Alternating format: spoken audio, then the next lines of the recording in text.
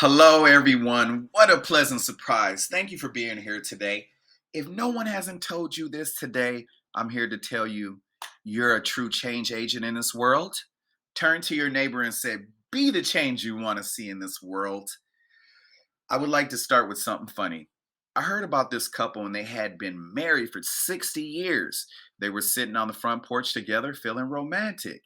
The wife said, I remember when you used to always hold my hand. And her husband reached over and took her hand. She said, I remember you used to always kiss me on the cheek. He leaned over and kissed her on the cheek. She said, I remember when you used to nibble on my ear. He got up and she says, what's wrong? Where are you going? He turned around and said, to get my teeth. Foundation Fix Africa was founded in 2002 by Marlo Barge, me, and my partners to support local initiatives to benefit underserved children. We are a nonprofit organization that aims to bring sustainable infrastructure to children and communities in developing countries. Our goal is to provide humanitarian services to impoverished children and women to create a safer and more just world. At Foundation Fix Africa, we use innovative technologies to help accomplish our goal and facilitate our programs. Our focus is strategic and aims to tackle the core issues affecting change at the ultimate level. We have a vision to create a better world where children and communities can access the resources they need to thrive. We are passionate about our mission and we are committed to positively impacting the lives of children and communities. We strive to build strong relationships with our partners and other organizations to create an effective, efficient, and innovative programs. We are driven by our passion for making a difference and are committed to creating a more equitable future for all.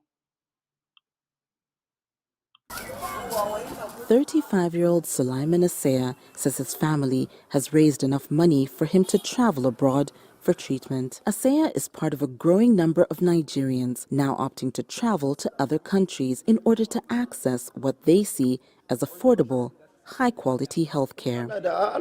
With the help of my family and my faith, I was able to travel to South Africa for treatment and get well. 35-year-old Solomon's story. Like the narrator said, he has to travel to receive access to affordable health, high quality health care. Uh, uh, uh. Foundation Fix Africa's program brings restoration to situations like this. Our program provides medical and healthcare services to underserved African communities. It focuses on preventative healthcare services. It helps education and capacity building and the provision of essential medicine and healthcare supplies. The program also works to support local health systems and builds resilient communities. It is committed to providing quality, sustainable healthcare solutions and helping to improve health and well being of people in Africa.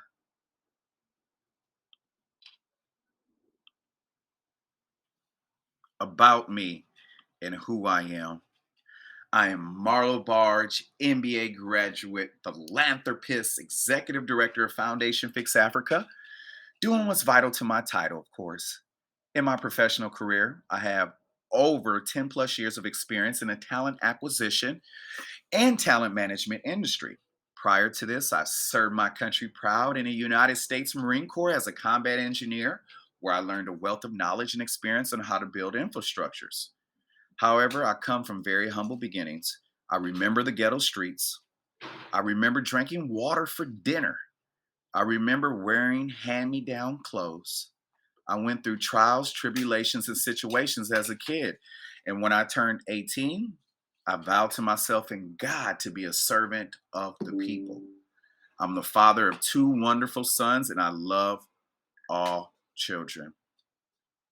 My aha moment came during my tenure as a director of talent acquisition. And I was conducting a chief operating executive search for my client. Interviewing a Fortune 500 executive, this is where things got interesting. He explained to me he had came from very humble beginnings where he had no running water, no working electricity, no working sewage, basically zero infrastructure for this urban community in Africa. He remembered his mother getting sick and not having the means to get to the hospital. He remembered his mother becoming terminally ill with cancer, and on her deathbed, her dying wishes were, "Help the mothers of the world, son." He vowed from that day forth he was going to carry out his mother's dying wishes. He graduated from Harvard University, obtained a career at a Fortune 500 transportation a company building infrastructures in the urban communities. This was my aha moment because of this story, and many other stories like this really resonated with me.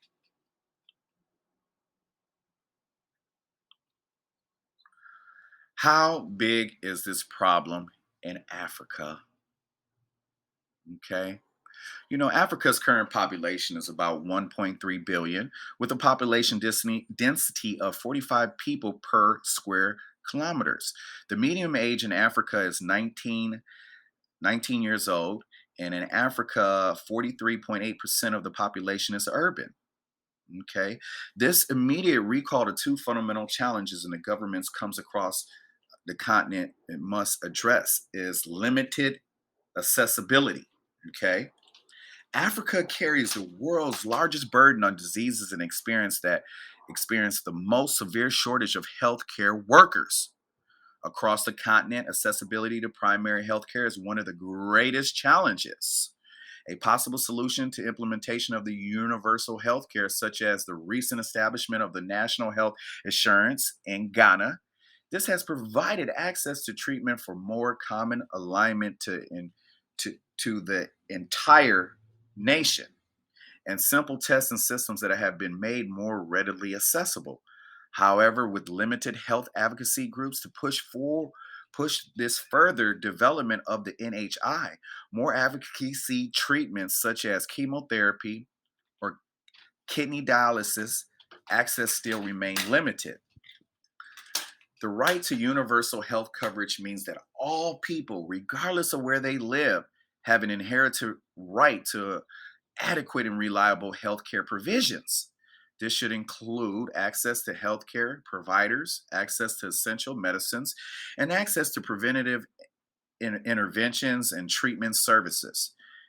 In most African countries, professional healthcare services are concentrated in urban areas, leaving those living in rural communities, 56.2% of the African population, is unable to access even the most basic level of preventative healthcare. Throughout the pandemic, some of these countries take South Africa, for example, has struggled with the financial and logistical costs of testing and tracing, and accessibility to treatment for those living in rural areas have once again been highlighted. Demographic challenge is another problem. Africa is currently experiencing the world's highest rate of urbanization, with roughly 65 million additional urban residents per year. Many of those moving to these cities live in informal housing where access to clean water and sanitation is limited. The consequence of this when it comes to curbing the spread of COVID-19 and other diseases are clear. Sub-Saharan Africa is the home to more than 17 million international displaced persons, according to the United Nations Refugee Agency. These displaced people are more likely to live in close quarters in conditions with poor sanitation and hygiene and have very little access to health care, particularly preventative primary care. In these environments, communicational diseases spread quickly as a physical distancing is nearly impossible. Once again, the pandemic has furthered this division between the privileged and those in poverty, exacerbating the need for immediate intervention. Potential solutions. First, economic investment in healthcare workers and infrastructure can help build a more resilient medical landscape. one that is ready to withstand further healthcare challenges such as what we have been experiencing for the past year. However, in this human development, education, and improved governance, that we can continue to build a healthcare system across the continent, even beyond the pandemic. If we can give every person on the continent a certain minimum of education, they can become the catalyst for developing our system. Medical workers are also in need of training to address the continent and general shortage of high skilled experts. International collaboration could help bring knowledge from outside the continent as well as allow us to share our own development and perspectives. Healthcare needs to be seen as an investment rather than being seen as solely as financial and environmental resources. Health, wealth, and societal well being can all be improved by investing in healthcare with future focus on improving entire economy. Leadership needs to renew conversations with the sectors and reassess the roles of health systems in society. By addressing this healthcare sector need, we are enabling healthcare and innovating not just for the present, but for the inevitable future that will require it. Strengthening Africa's healthcare system needs to be more than just rebuilding post pandemic. It's about building a new system that will ensure the functionality and the sustainability in the future. And Solomon is one of 1.3 billion people. I actually messed up. Instead of putting million, should be billion people who have access to resources, providing affordable quality healthcare. So he's one of 1.3 billion people who really need it. So very tough situation. How is Foundation Fix Africa tackling this problem? Okay. Well, that's a good question. We have some strategies in place. Okay. We have a strategic priority. We have four strategic priorities. Strategic priority number one is strengthening surgery and emergency services. General surgery services continue to be resources challenged in regions with limited access. Easily treatable conditions are fatal due to lack of access to safe, affordable, and surgical and anesthesia care. Blood supply shortage, limited operation room, and lack of doctors trained to perform general surgery also contributes to this. Okay, so that's our strategy number one. Okay, we're as you can see, we're training one of our partners, one of the facilities and clinics that we're a part of. We're training a new radiographer, and he is already providing comforting and compassionate care to young patients. Okay. Behind the scenes, we are constructing new clinics and small hospitals. Now, let's get back to strategic priority number two, because that's very important. Because, like I said, we got four strategic priorities. And the second one is growing pediatrics care. Okay. Foundation Fix Africa investment in reproductive, maternal, and child health has established its reputation and is committed to well-being of newborns, children, and families.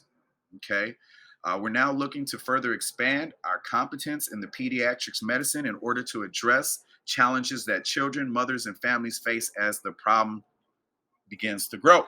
Okay, strategic priority number three: expecting the unexpected. Okay, COVID-19 has illustrated the impact of unexpected events like the pandemic to cause a costly shifting of priorities and resources.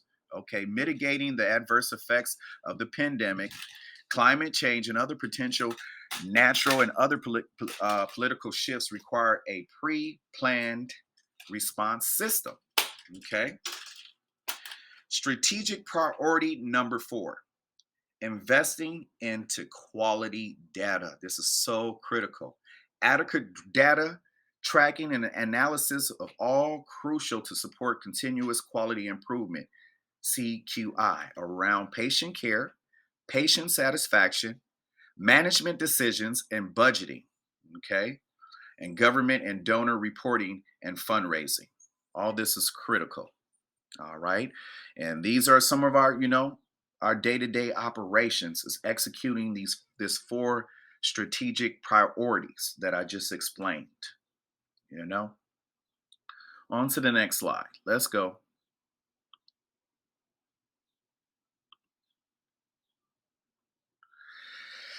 The fundraising goal, okay, is most important is $250,000, okay?